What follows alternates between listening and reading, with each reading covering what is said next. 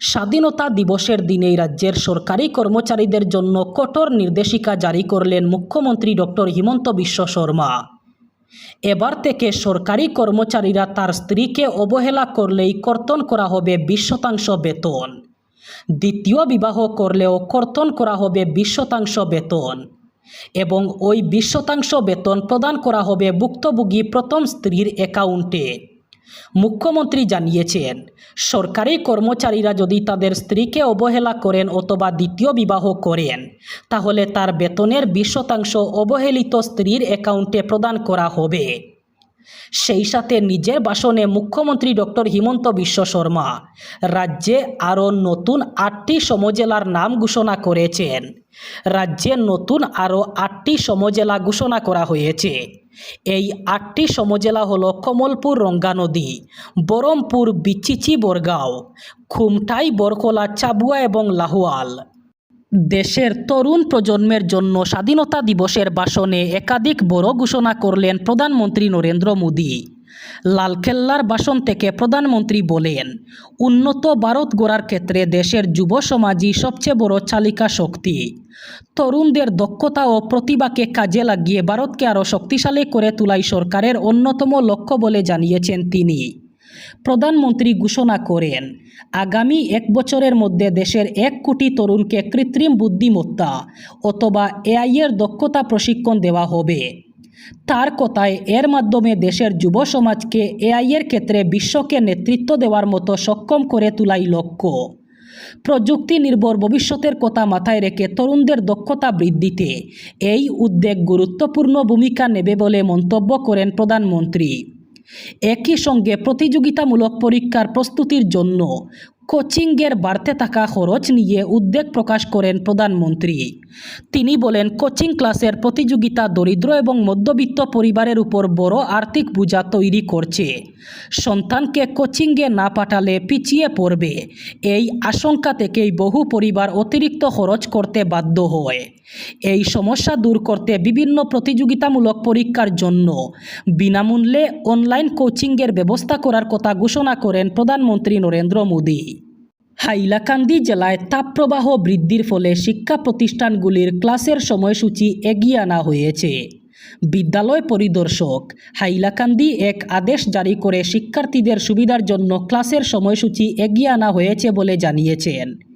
এতে বলা হয়েছে, নিম্ন প্রাথমিক বিদ্যালয়গুলিতে সকাল 7:30 থেকে দুপুর 12টা পর্যন্ত পাঠদান চলবে। অনুরূপভাবে উচ্চ প্রাথমিক বিদ্যালয়ে সকাল 7:30 থেকে দুপুর 1টা পর্যন্ত পাঠদান চলবে।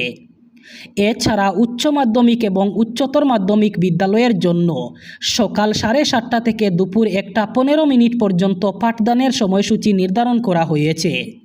জেলার সরকারি ও বেসরকারি বিদ্যালয়গুলির জন্য এই পাঠদান সময়সূচি চালু থাকবে। আগামীকাল সোমবার থেকে এই সময়সূচি কার্যকর হবে এবং পরবর্তী নির্দেশ না দেওয়া পর্যন্ত কার্যকর থাকবে। এছাড়াও আদেশে তাপপ্রবাহ মোকাবিলার জন্য বিদ্যালয়গুলির উদ্দেশ্যে বেশ কিছু অতিরিক্ত নির্দেশাবলী জারি করা হয়েছে।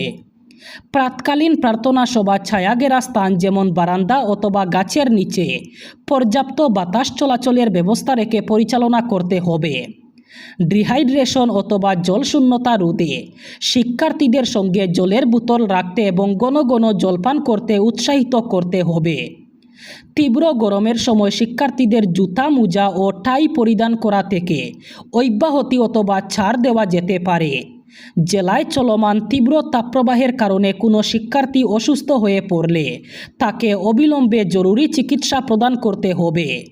সকল শ্রেণীকক্ষে পর্যাপ্ত সিলিং ফ্যান এবং নিরাপদ সুইচবোর্ড সহ অভ্যন্তরীণ বৈদ্যুতিক ব্যবস্থা সঠিক রাখা নিশ্চিত করতে হবে। বিদ্যালয় কর্তৃপক্ষকে পরিবর্তিত সময়সূচি এবং নির্ধারিত সুরক্ষামূলক ব্যবস্থা সম্পর্কিত তথ্য শিক্ষার্থী, অভিভাবক, শিক্ষক এবং অশিক্ষক কর্মচারীদের নিকট যথাসম্ভব দ্রুত এবং উপযুক্ত মাধ্যমে পৌঁছানোর ব্যবস্থা করতে হবে। ফেসবুক লাইভে মুখ্যমন্ত্রী ডক্টর হিমন্ত বিশ্ব শর্মাকে প্রাণনাশের হুমকি দেওয়ার অভিযোগ। মুখ্যমন্ত্রীর ফেসবুক পেজে আব্দুল মুতালেব নামের একটি অ্যাকাউন্ট থেকে এই প্রাণনাশের হুমকি দেওয়া হয়েছে বলে জানা গেছে। স্বাধীনতা দিবস উপলক্ষে মুখ্যমন্ত্রীর ফেসবুক পেজে অনুষ্ঠানটির সরাসরি সম্প্রচার চলছিল। সেই লাইভ সম্প্রচারের কমেন্ট বক্সেই মুখ্যমন্ত্রীকে খুনের হুমকি দেওয়া হয় বলে অভিযোগ অনুযায়ী ওই অ্যাকাউন্ট থেকে দাবি করা হয় কেউ 1 কোটি টাকা দিলে মুখ্যমন্ত্রীকে খুন করা হবে। যোগাযোগের জন্য একটি ফোন নাম্বারও কমেন্টে দেওয়া হয়। পাশাপাশি পাকিস্তান জিন্দাবাদ স্লোগান লেখার অভিযোগ উঠেছে। মুখ্যমন্ত্রীকে উদ্দেশ্য করে অশালীন এবং কুরুচিকর মন্তব্য করা হয়েছে বলে অভিযোগ। ঘটনাটি প্রকাশ্যে আসতেই চাঞ্চল্যের সৃষ্টি হয়েছে। হুমকির পেছনে কারা রয়েছে এবং অ্যাকাউন্টটি সত্যি ওই ব্যক্তির কিনা তা তদন্ত করে দেখার দাবি উঠেছে। একই সঙ্গে অভিযোগের সত্যতা যাচাই করে দোষীদের বিরুদ্ধে প্রয়োজনীয় আইনানুগ ব্যবস্থা নেওয়ার দাবি জানানো হয়েছে। এবার অবৈধ ফার্মাসি, অবৈধ ঔষধ বিক্রির বিরুদ্ধে রাজ্য জুড়ে চলবে প্রশাসনের অভিযান। কোনো ফার্মাসিতে চালানো যাবে না অবৈধ কারবার। প্রত্যেকটি জেলায় জেলায় মিশন মোডে চলবে এই অভিযান, এমনই ঘোষণা করা হয়েছে। উল্লেখ্য, রাজ্যের প্রতিটি জেলায় এমন অনেক ফার্মাসি আছে যারা অবৈধভাবে ফার্মাসি চালাচ্ছেন, তাদের কোনো বৈধ কাগজপত্র নেই। এইসব ফার্মাসির বিরুদ্ধে এবার প্রশাসন উচ্ছেদ অভিযান চালাবে। অবৈধ ফার্মেসি এবং অবৈধ ঔষধের বিরুদ্ধে রাজ্য জুড়ে চলবে অভিযান। রাজ্যে জুড়ে একটাও আর অবৈধ ফার্মাসি চালাতে দেওয়া হবে না। প্রত্যেক জেলায় জেলায় প্রশাসন চালাবে এই অভিযান। দেশ জুড়ে মহা সমারোহে পালিত হয়েছে ভারতের ৮০তম স্বাধীনতা দিবস। দেশের অন্যান্য প্রান্তের পাশাপাশি পাথারকান্দি সম জেলায়ও বিভিন্ন কর্মসূচির মধ্যে দিয়ে উদযাপিত হয় স্বাধীনতা দিবস। তবে গৌরবময় এই দিনেই পাথারকান্দি সম জেলার কেন্দ্রীয় অনুষ্ঠানে ঘটে অনাকাঙ্ক্ষিত ঘটনা।